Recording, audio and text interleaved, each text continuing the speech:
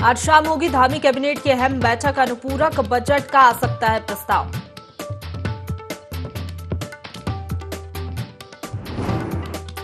दिल्ली में पुष्कर सिंह धामी की दिखी लोकप्रियता। एमसीडी चुनाव प्रचार में धामी के रोड शो में उमड़ा जन सैलाब।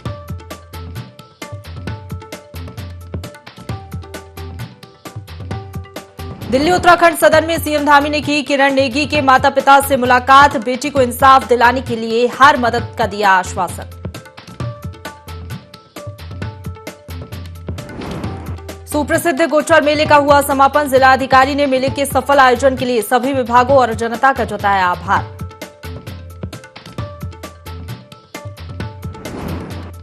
रुड़की में लगातार जारी है स्पा सेंटर्स पर छापेमारी। पुलिस ने 5 युवतियों समेत 8 लोगों को लिया हिरासत में।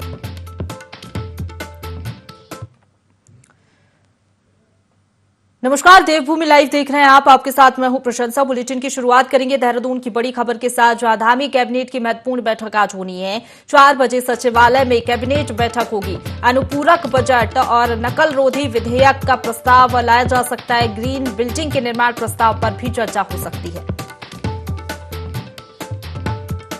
तो देहरादून से बड़ी खबर बता रहे हैं, धामी कैबिनेट की महत्वपूर्ण बैठक आज होनी है। शाम 4 बजे सचिवालय में कैबिनेट बैठक होगी। अनुपूरक बजट और नकल रोधी विधेयक का प्रस्ताव आ सकता है, इस पर चिंतन मंथन होगा। साथ ही ग्रीन बिल्डिंग के निर्माण प्रस्ताव पर भी चर्चा हो सकती है।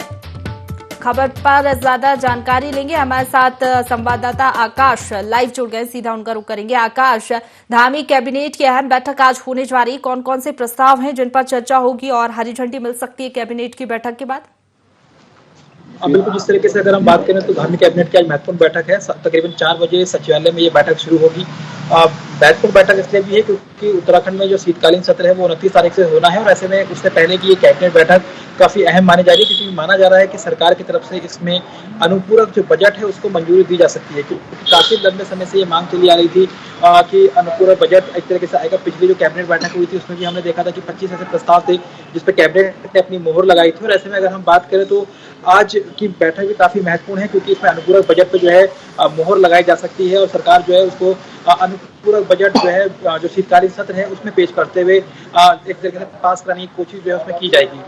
दूसरी तरफ अगर हम बात करें, जब पिछली कैबिनेट बैठक हुई थी उसमें एक विधेयक जो है प्रस्ताव जो था वो कहीं ना कहीं होल्ड पर डाल दिया गया था, जो कहीं ना कहीं जो नकल विरोधी कानून है उसको लेकर के चर्चाएं हुई थी। लेकिन उसमें ये तय किया गया था कि और अधिक इसमें क्या किया जा सकता है, किस तरीके से इस कानून को सख्त बनाया जा सकता है, तो उसको लेकर जो है फैसला हो सकता है। माना जा रहा है कि आज नकल रोकने का जो कानून है, यानी कि नकल के जिस तरीके से उत्तराखंड में तमाम जो भर्ती प्रक्रिया है उसमें देखा गया था कि किस तरीके से तमाम जो आरोप प्रत्यारोप हैं या फिर तमाम भ्रष्टाचार के चलते या फिर नकल जो है देखने को मिली थी, और कहीं ना कहीं जो नियुक्तियां हैं उसको लेकर लगातार सवाल उठ रहे थे, और एसटीएफ ने जो है तमाम बड़ी कार्रवाई जो है उसमें की थी।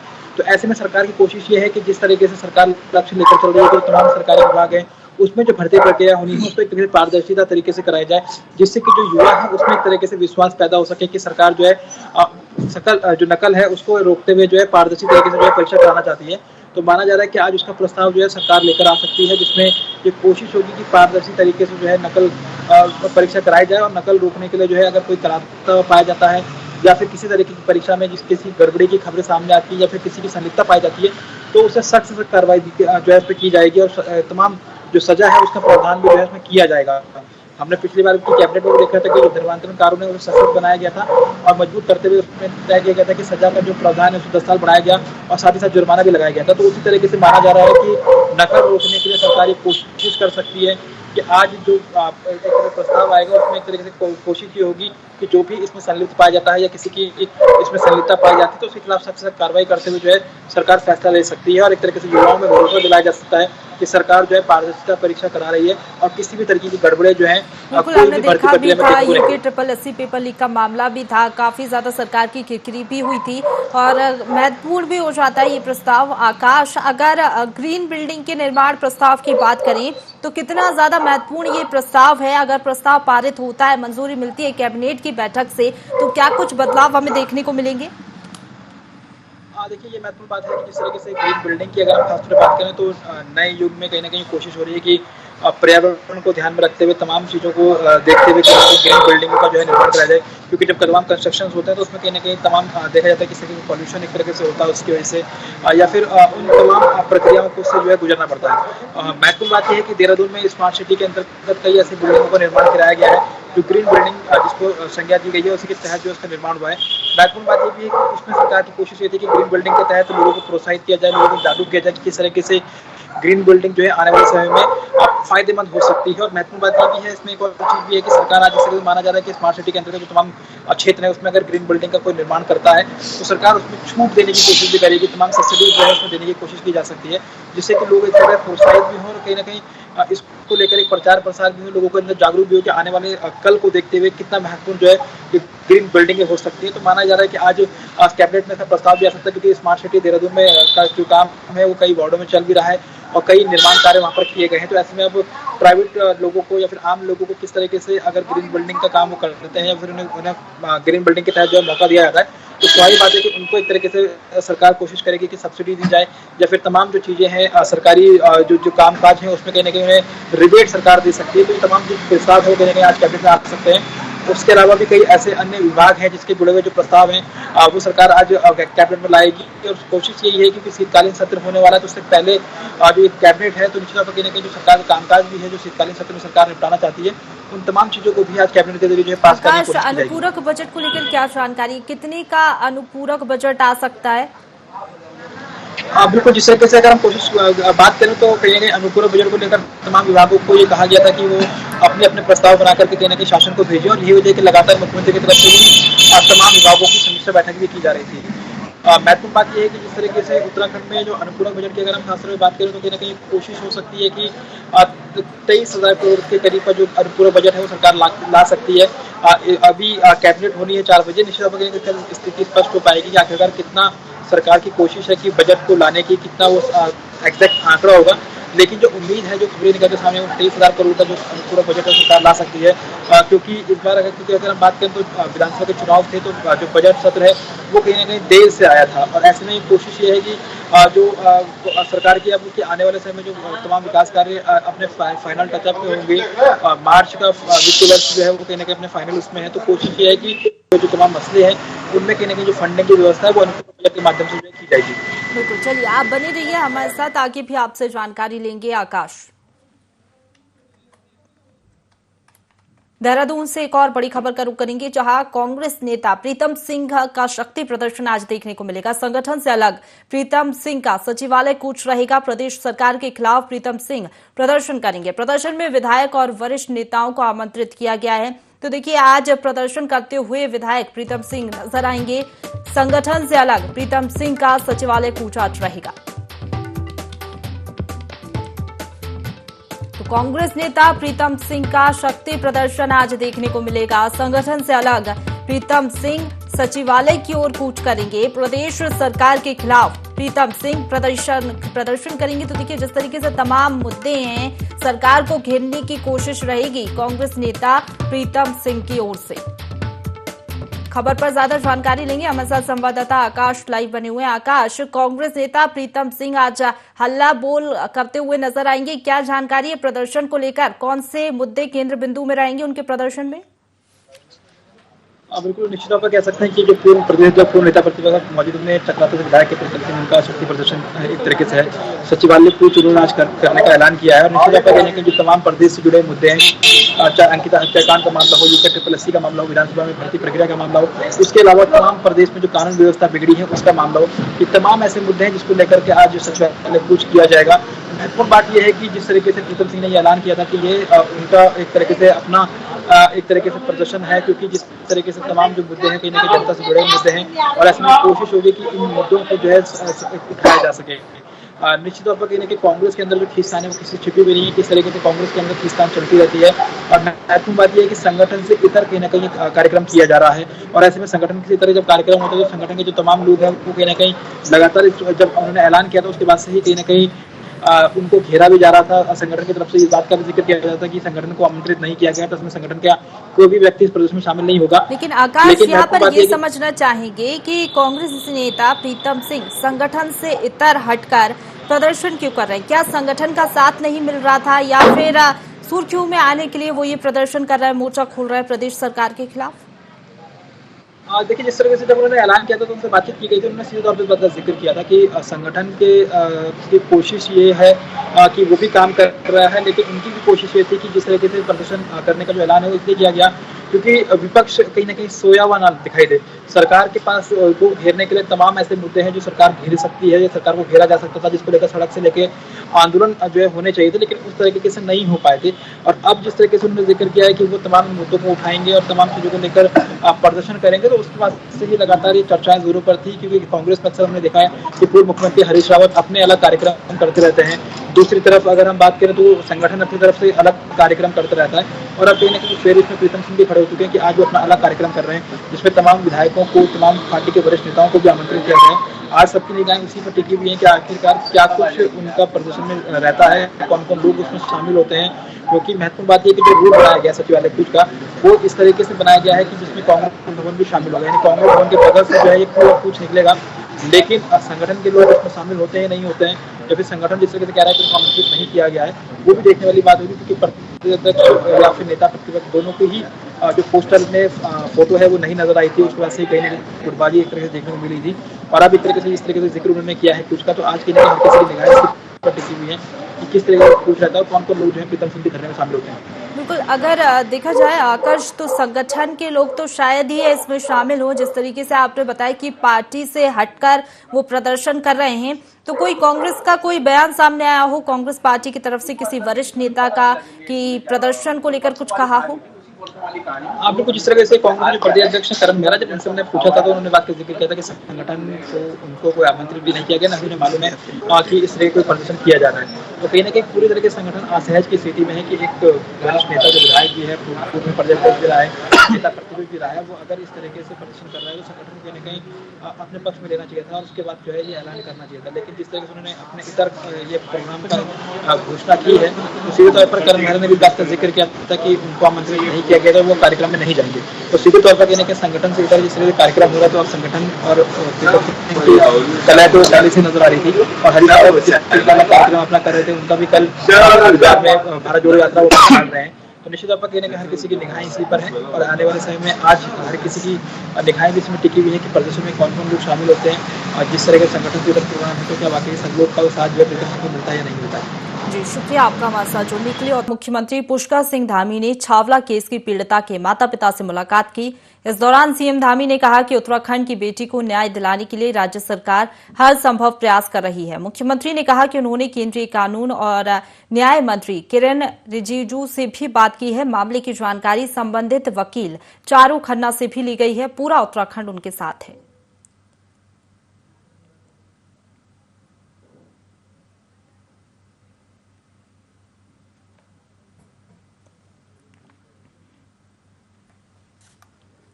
तो उत्तराखंड के मुख्यमंत्री पुष्कर सिंह धामी दिल्ली दौरे पर रहे। इस दौरान उन्होंने छावला केस की पीड़िता के माता पिता से मुलाकात की और कहा कि उत्तराखंड की बेटी को न्याय दिलाने के लिए राज्य सरकार हर संभव प्रयास कर रही है।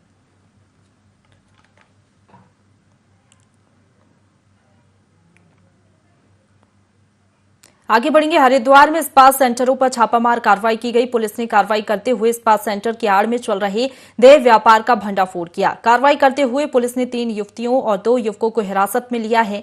बता दें कि एसएसपी के निर्देश पर जिले के तमाम थाना प्रभारियों ने इस्पात सेंटरों के खिलाफ मुहिम छेड़ी हुई है, जिसके चलते लगातार इस्पात सेंटर्स की आड़ में चल रहे अनैतिक कार्यों के भंडाफोड़ हो रहे हैं। कि में जो स्पा सेंटर हैं उनके ऊपर छापेमारी कार्रवाई चल रही है रुड़की और गगनैर थाना क्षेत्रों के बीच में। तो जो स्पा सेंटर है बिना अनुमति के जो चल रहे हैं और जो कोई संदिग्ध एक्टिविटी है और रजिस्टर वगैरह इनके खंगाले गए हैं, तो इसमें कुछ संदिग्ध जो व्यक्ति पकड़े गए हैं उनके खिलाफ जो है उचित कानूनी कार्रवाई इनके खिलाफ की जा रही है। इससे पहले भी आपको याद होगा कि सितंबर एंड में और अक्टूबर के स्टार्टिंग में भी जो है छापेमारी की कार्रवाई रुड़की पुलिस द्वारा की गई थी और अब दोबारा से जो है एसएसपी महोदय के आदेशानुसार इसमें फिर से कार्रवाई की जा रही है। आगे बढ़ेंगे। मुख्यमंत्री पुष्कर सिंह धामी ने 91,24,000 की लागत से अल्मोड़ा स्थित राजकीय पुस्तकालय का लोकार्पण किया। इस अवसर पर उन्होंने एनसीसी कैडेट्स सहित अन्य प्रतिभाशाली छात्र छात्राओं के साथ उत्तराखंड राज्य श्रेष्ठ राज्य विषय पर संवाद किया। साथ ही उन्होंने पुस्तकालय के संसाधनों के बारे में छात्रों से फीडबैक भी प्राप्त किया। इस दौरान उन्होंने टाटा के CSR मद के माध्यम से रेड क्रॉस समिति अल्मोड़ा को दी गई वैक्सीनेशन वैन को हरी झंडी दिखाकर रवाना किया।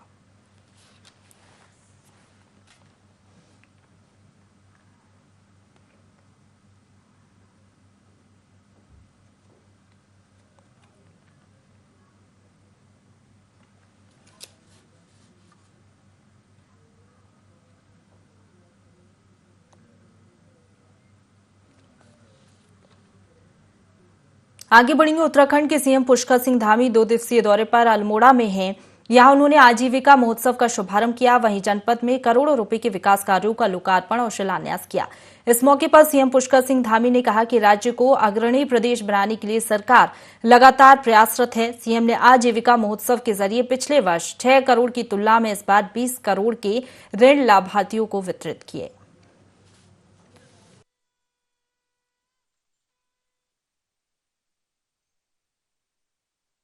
आजीविका महोत्सव में जहां गत वर्ष जो हमारा ये हौलबाग में सेंटर चलता है, उस सेंटर से प्रेरणा लेकर 1 साल के अंदर 3 गुना जो है यहाँ पर तरक्की हुई है। एक ऋण लेने की जो पिछले साल जो धनराशि थी 6 करोड़ की, वो बढ़कर 20 करोड़ से ज़्यादा हो गई है। और यहाँ पर कल हम लोगों ने 298 करोड़ रुपए की योजनाओं का लोकार्पण और शिलान्यास भी इस जनपद का किया है। साथ ही साथ यहाँ के लिए कुछ प्रमुख घोषणाएं भी की हैं। आगे बढ़ेंगे। उत्तराखंड विधानसभा अध्यक्ष ऋतु खंडूरी भूषण ने चमोली के गौचर में आयोजित 7 दिवसीय राजकीय औद्योगिक विकास एवं सांस्कृतिक मेले में भाग लिया। यहां उन्होंने महिला दिवस पर आयोजित महिला सशक्तिकरण गोष्ठी का शुभारंभ किया। इस मौके पर ऋतु खंडूरी भूषण ने कहा कि मेले हमारे सांस्कृतिक धरोहर और मिलन के केंद्र हैं। बाद में उन्होंने मेले में लगे स्टॉलों का निरीक्षण किया और घरेलू उत्पादों को भी देखा।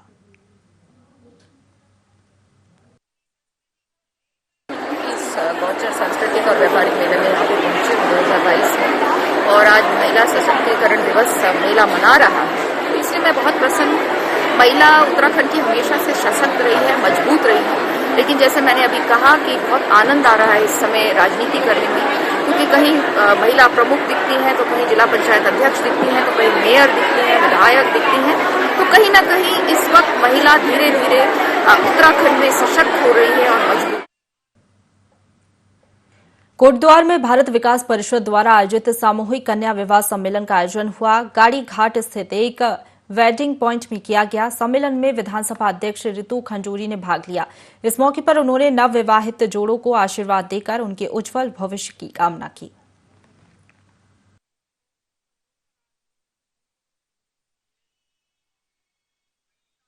कोटद्वार द्वारा ये 4 बेटियों का जहाँ पर सामूहिक विवाह हो रहा है, मुझे बहुत खुशी है कि इस तरह का कार्यक्रम कोटद्वार में हो रहा है। मैं धन्यवाद परिषद को करना चाहूंगी कि उन्होंने इतनी अच्छी सोच के साथ यहाँ पर ये कार्य किया है। पूरी कोटद्वार की जनता का भी आभार व्यक्त करना चाहूंगी कि वो इस भव्य कार्यक्रम के साथ जुड़े और सभी लोग यहाँ पर आशीर्वाद देने वरवधू को आए हैं, और मैं भी इसीलिए यहाँ पर वरवधू को आशीर्वाद देने के लिए आई हूँ। बहुत अच्छे सोच और बहुत अच्छी परंपरा एक है, और इसको हमें आगे भी करते रहना चाहिए और प्रयास करना चाहिए कि ज्यादा से ज्यादा जरूरतमंद बेटियों को उन तक हम पहुंच पाएं, और जहां उनको हमारी जरूरत हो वहां हम उनकी जरूरतों को। आगे बढ़ेंगे। गदरपुर तहसील में मतदाता पुनरीक्षण का कार्य 8 नवंबर से 9 दिसंबर तक किया जा रहा है, जिसकी जानकारी एसडीएम राकेश चंद्र तिवारी ने दी है। साथ ही उन्होंने लोगों से अपील करते हुए कहा कि जिनकी आयु 31 दिसंबर तक 18 वर्ष पूर्ण हो जाएगी, वे अपने पहचान पत्र के लिए आवेदन कर सकते हैं, जिसके लिए वे बूथ लेवल ऑफिसर से संपर्क कर सकते हैं। मतदाता पुनर्निरीक्षण का जो कार्य चल रहा है वो 9 नवंबर से 8 दिसंबर तक के चल रहा है, और प्रत्येक जो मोहल्ले की बीएलओ हैं, बूथ की जो बीएलओ हैं, उनसे संपर्क में रहें मतदाता लोग, और अपना अपना नाम किसी को अगर करेक्शन करवाना है या नया बनवाना है, 18 साल से ऊपर के जितने भी लोग हैं उनको अगर नया बनवाना है तो उनसे अपने BLO से संपर्क करके। हाँ, इस समय मतदाता पुनरीक्षण कार्य 9 नवंबर से लेकर 8 दिसंबर तक चल रहा है और हमारे प्रत्येक BLO अपने मतदेय स्थलों पे इस समय बैठ रहे हैं और जो 1 जनवरी 2023 की आर्ता तिथि रखते हुए जिनकी आयु 18 वर्ष पूर्ण हो रही है, ऐसे सभी बच्चों को मतदाता पहचान पत्र बनना है। इसके साथ साथ जो किसी विधानसभा के एक स्थान से दूसरे स्थान में शिफ्ट हो रहे हैं उनका नाम चेंज होना है। अब कुछ जैसे ट्रांसफ़र हो गए या किसी की डेथ हो गई तो उनके लिए फॉर्म 7 भरा जाना है। ये कार्रवाई इस समय चल रही है और सभी BLO को निर्देशित किया गया है। उनके ऊपर उनके सुपरविजन कार्य के लिए जो हमारे सुपरवाइजर हैं उनको भी निर्देशित किया गया है कि कोई भी मतदाता जो पात्रता रखता है उसका नाम छूटे नहीं। आगे बढ़ेंगे। चाइल्ड हेल्पलाइन चंपावत की ओर से नेपाल सीमा से लगे चमदेवल क्षेत्र में लोगों को बाल विवाह जैसी कुरीतियों को लेकर जागरूक किया गया। चाइल्ड हेल्पलाइन ने GGIC के छात्राओं के साथ मिलकर जागरूकता रैली निकाली, लोगों को बाल विवाह के प्रति जागरूक किया। चाइल्ड हेल्पलाइन की जिला समन्वयक संतोषी ने लोगों को बताया कि बाल विवाह सामाजिक कुरीतियों के साथ साथ कानूनन अपराध भी है। कम उम्र में बच्ची की शादी करने से उनके स्वास्थ्य, मानसिक विकास और खुशहाल जीवन पर काफी बुरा असर पड़ता है। रोकथाम के लिए 1098 टोल फ्री नंबर पर सूचना दें। वहीं पंचेश्वर कोतवाली के प्रभारी SHO सुमन पंत ने सीमावर्ती क्षेत्र के लोगों को नशे से दूर रहने के प्रति जागरूक किया। बाल विवाह जागरूकता रैली निकालने का मुख्य उद्देश्य लोगों को बाल विवाह के प्रति जागरूक करना है, ताकि लोग बाल विवाह के प्रति जागरूक हो, इसे एक सामाजिक कुरीति न समझे, इसे एक कानूनी अपराध समझे। कहीं कभी अगर बाल विवाह होता है तो इसके जिम्मेदार लोगों को कड़ी से कड़ी सजा मिलनी चाहिए। बाल विवाह देखने पर 1098 में कॉल करके जरूर सूचित करें, क्योंकि बाल विवाह से बच्चों का स्वास्थ्य, शिक्षा दोनों प्रभावित होती हैं। एक स्वस्थ समाज में बच्चों को अच्छी शिक्षा देकर उन्हें शिक्षा के लिए प्रेरित करें, आगे बढ़ने के लिए प्रेरित करें। इसी के साथ बुलेटिन में फिलहाल इतना ही। खबरों का सिलसिला लगातार जारी है, आप बने रहिए हमारे साथ।